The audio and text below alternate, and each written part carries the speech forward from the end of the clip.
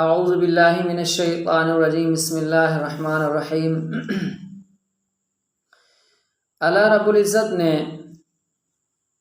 زمین اس لیے بنائی تھی کہ اس زمین پہ میرا بندہ، میرے بندے مجھے سجدہ کریں گے، میری عبادت کریں گے، فرما برداری کریں گے۔ اس لیے قرآن کریم نے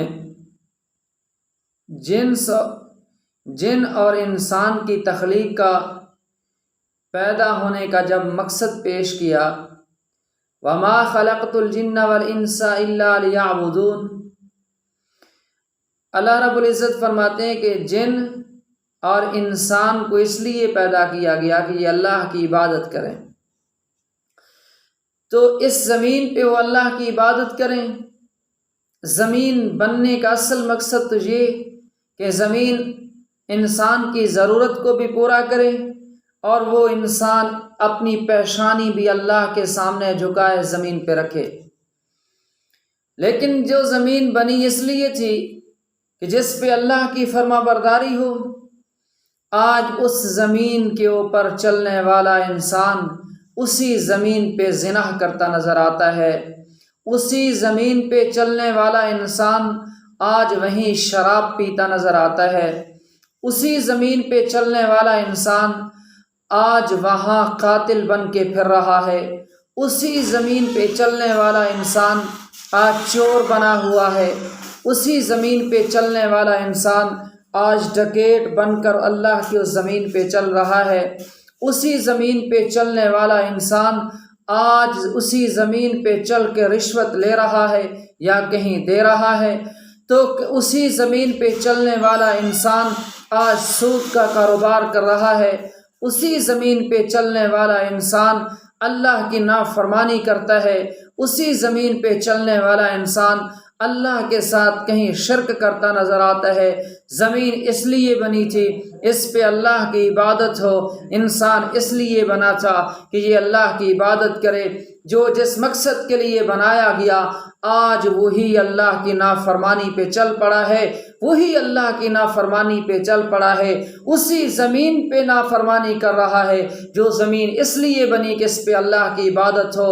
میرے بھائیو، اللہ نے حضرت محمد رسول اللہ صلی اللہ علیہ وسلم اس امت کی طرف اس لیے بھیجا کہ یہ جائے لوگوں کو برائی سے روکے، اچھائی کی طرف بلائے۔ اللہ کے محبوب پیغمبر صلی اللہ علیہ وسلم نے ایک ایک برائی کو واضح فرما دیا، یہ گناہ ہے، یہ گناہ ہے، یہ اللہ کی نافرمانی ہے، یہ نیکی ہے، یہ راستہ اللہ کی فرما برداری کے ہے۔ محمد رسول اللہ صلی اللہ علیہ وسلم نے نیکی کا راستہ بھی بتا دیا، برائی کے لیے بھی کہا کہ جب اللہ کی نافرمانی کے طرف جاؤ گے، ہر نافرمانی گناہ ہے، ہر نیکی، ہر فرما برداری نیکی ہے۔ تو لہٰذا اللہ کے رسول نے نیکی کے راستے کو بھی واضح فرما دیا، بتایا کہ نیکی کی طرف چلو گے اللہ تمہارے اوپر راضی ہو جائے گا۔ میرے بھائیو، اس وقت اللہ کی زمین پہ اللہ کی نافرمانی ہو رہی ہے۔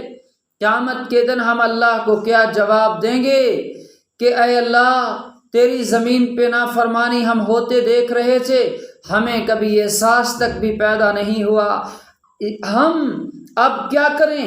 اٹھیں اس سوچ کے ساتھ اللہ کی مخلوق کو، جیسے اللہ کے نبی نے بلایا کہ آؤ مالک کے سامنے جھکو، اللہ کی فرما برداری کی طرف لوٹو، اللہ کی نافرمانی کو چھوڑو، اللہ کی فرما برداری کی طرف آؤ، اللہ کی زمین پہ گناہ چھوڑو، اللہ کی بنائی زمین پہ نیکی کرو، یہ ہے تمہاری زندگی کا مقصد۔ رشوت چھوڑ، زنا چھوڑ دو، سود چھوڑ دو، برائی چھوڑ دو، بری سوچ چھوڑ دو، ایک دوسرے کے خلاف نفرت کو چھوڑ دو، اللہ کی زمین پہ اللہ کی فرما برداری کرو۔ محمد رسول اللہ صلی اللہ علیہ وسلم کے طریقے میں یہ ہے ہمارا مقصد۔ ہم خود بھی ایک ایک نیکی کرنے والے بنیں اور ایک ایک نیکی کی طرف اللہ کی مخلوق کو بھی لانے والے بنیں۔ اپنی زندگی میں ہم ایک شخص کو بھی اللہ کا فرما بردار بنا گئے، انشاءاللہ قیامت کے دن اللہ اسی شخص کی وجہ سے ہماری بخشش کا فیصلہ فرمائے گا۔ یہ ہے ہمارا پروگرام۔ پروگرام، یہ ہے ہماری سوچ کہ اس نیکی کی سوچ کو عام کرو، لوگوں کو اللہ کی فرما برداری کی طرف لاؤ، لوگوں سے گناہ چھوٹیں، اللہ کی فرما برداری کی طرف آئیں۔ جس معاشرے میں نیکی عام ہو جائے، برائی ختم ہو جائے، اس معاشرے پہ اللہ راضی ہوتا ہے۔ اللہ نے ہمیں وطن عزیز پاکستان جیسا ملک دیا ہے، اللہ کے بڑے احسانوں میں سے ایک احسان ہے۔ اب ہماری ذمہ داری ہے کہ اس وطن عزیز کے اندر نیکی اس طرح عام ہو، ہر طرف اللہ کی فرما برداری ہو، قرآن کی تلاوت عام ہو، محمد رسول اللہ پہ درود شریف پڑھنا عام ہو، اللہ کے فرما برداری عام ہو، نیکی عام ہو جائے، ہر شخص اللہ کی طرف لوٹے، نافرمانی کو چھوڑے۔ اس کے لیے کوشش کریں۔ اللہ آپ سب کا حامی و ناصر ہو۔ اللہ ہمیں سب کو نیکی کی توفیق دے، اور اللہ کی مخلوق پہ ہم محنت کریں کہ لوگ بھی نیکی کی طرف آئیں۔ اللہ پاک آپ سب کا حامی و ناصر ہو۔